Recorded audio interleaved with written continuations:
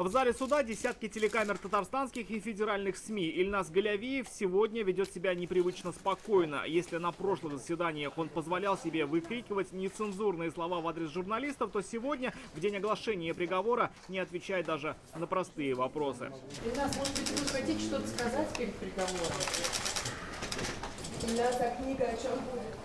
В зале Верховного суда предприняты все меры безопасности. Здесь 15 вооруженных приставов, группа гособвинителей и порядка 20 потерпевших. Сами школьники, родители убитых и раненых детей, сотрудники гимназии. Все словно хотят увидеть в глазах Галявиева раскаяние и услышать ответ на вопрос, почему он решился на это страшное преступление. Но подсудимый не поднимает взгляда, даже когда в зал входит судья.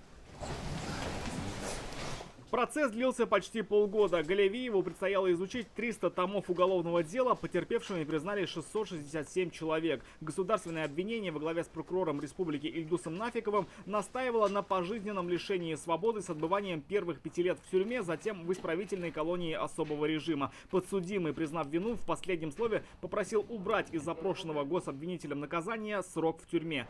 Суд, выслушав доводы всех сторон и признав его виновным по всем 5 предъявленным статьям, сегодня огласил приговор. В это время Ильназ Галявиев впервые показал эмоции, слезы на глазах. Суд приговорил Галявиева Ильназа Ринатовича признать виновным в совершении преступления и назначить ему наказание по пунктам А, Е и части 2 статьи 105 Уголовного кодекса Российской Федерации в виде пожизненного лишения свободы.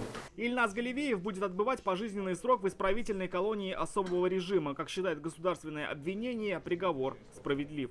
Итоговый вариант приговора, когда мы получим, полностью в полном объеме изучим, будем думать. Но наказание нас, скажем так, считаем его справедливым. Справедливым наказание считает и Муланур Мустафин. Его, сотрудника гимназии, Галявиев ранил первым. Несмотря на тяжелые травмы, мужчина выжил и увидел, как судят нападавшего. Что ждали, то есть мы услышали сегодня.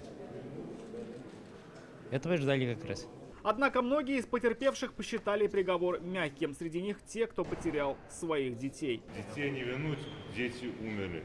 7 детей, у которых вся жизнь впереди была. Он вернулся, детей добил.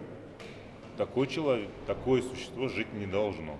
Наш гуманный суд вынес свое решение. Дальше, как Всевышний распорядится.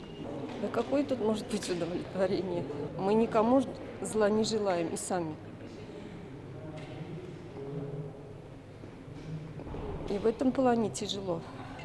Но все-таки зло должно быть наказано. Кроме этого, суд удовлетворил и иски потерпевших о взыскании с Ильназа Галявиева морального вреда на сумму 22 миллиона рублей. Правда, пока не ясно, как он будет возвращать эти деньги, ведь следующий этап уже этапирование в колонию сразу после того, как приговор вступит в законную силу. У него 15 суток по закону на обжалование данного решения, как и у других участников. По истечении этого срока, и если обжалования не будет, определится колония, в которую отправится Галявиев. Как сообщило обвинение, пожизненное лишение свободы – это высшая мера наказания за преступление такого характера. Рамиль Шайдуллин, Роман Фенин, Адельмин Дубаев, ТНВ, Казань.